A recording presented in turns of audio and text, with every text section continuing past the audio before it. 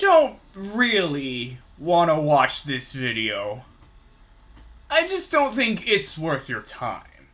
This video is about my top 8 underrated FGO girls. The reasons why they're underrated varies from not being present in any summoning banners, at least from my experience, to not being in any media, most particularly anime. And the rankings is from low to high priority. And just to make this fair, I did not include any seasonal or weapon variants, so no Artoria Lancer or any swimsuits. And finally, this list is just my opinions and mine alone.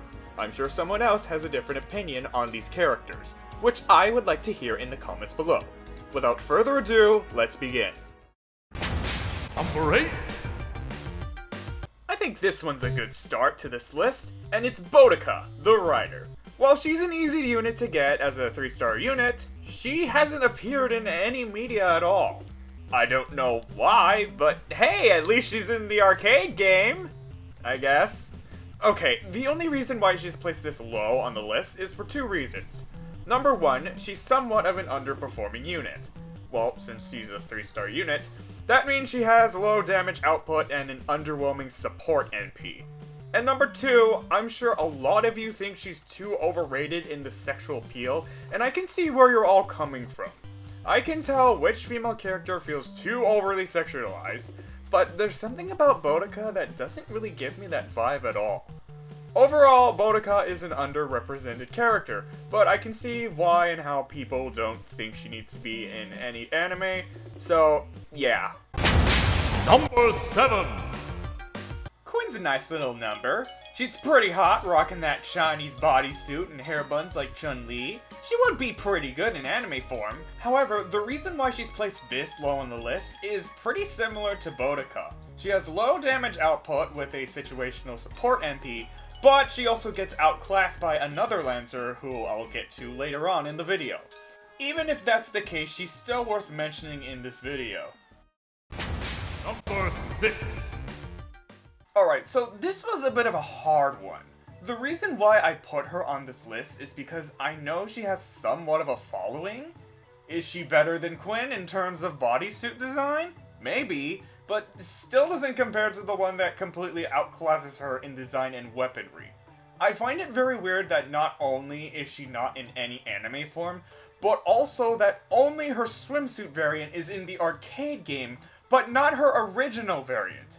I mean, I like swimsuits just as much as the next person, but why only the swimsuit and not have the original? I'm not too into her, but who knows. I might warm up to her at some point. Number 5. Sorta similar to Qin, she's somewhat of an easy unit to get. In fact, I actually use her a lot in my FGO game. Her overall aesthetic is charming, even if it's a bit weird that her mother is in Oni. I honestly feel that there's not a lot of Japanese representation when it comes to servants in FGO media, so I feel that her, as well as some of the others on this list, makes perfect sense to be here. However, it could be me being paranoid, but I feel that not everyone wants to connect with a half Oni, which might be the reason why she's not in any media at all. Number 4.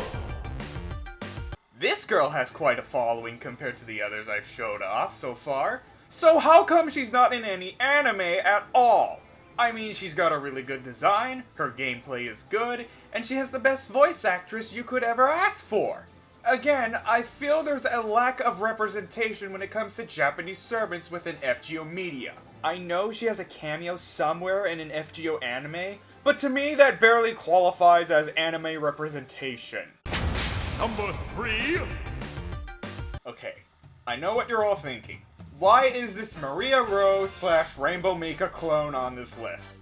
Well, she's appealing to me. Now, even though she's available in the normal summoning pool, I'm kinda surprised that not a lot of people use her, especially since she's a 5-star unit.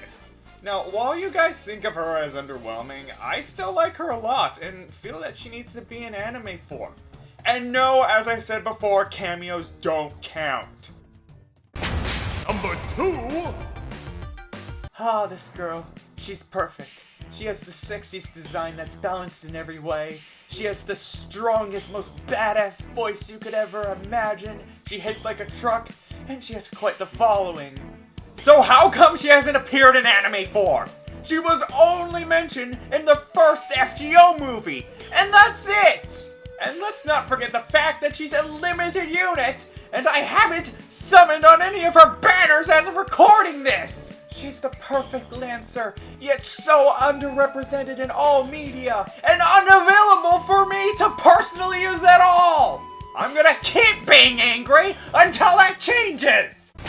Number 1. Guys, get ready for some intense anger. Ladies and gentlemen, my number one choice for the most underrated girl of FGO is Miyamoto Musashi. This is the character I love the most out of everyone on this list.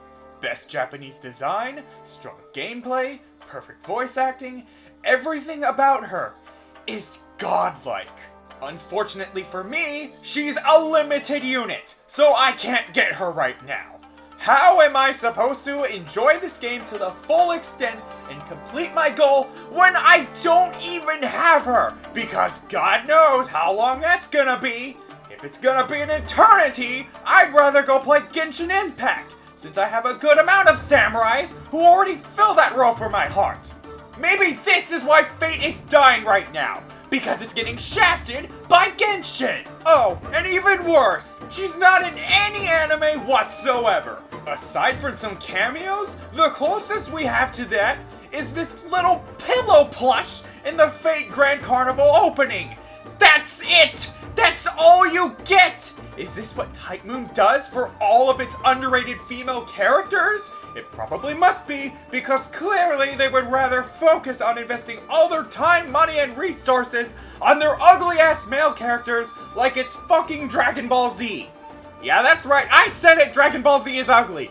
Don't at me! And I'm sure that right now you guys are thinking that I'm crazy for being angry about how this sexy samurai girl is not available in this mobile game or hasn't made an appearance in anime. Well, first off, you clicked this video, you knew what you were getting yourself into. Secondly, this is all Impel's fault for getting me hooked on this series because it's making me more delusional than Fire Emblem. And thirdly, if you were in my situation, you'd understand. Me not having Miyamoto Musashi in FGO, and even seeing how underrepresented she is in all of FGO media, just makes me frustrated. When her banner comes out, I promise you this, I will spend as much money as possible to get her. No joke! And if I can't get her, I may as well be playing Genshin Impact, which probably won't have any of these issues, especially when the anime comes out. And that's my top 8 of underrated FGO girls. Let me know what you think down in the comments below. And I shall see you all next time on Ramen Train. Bye-bye.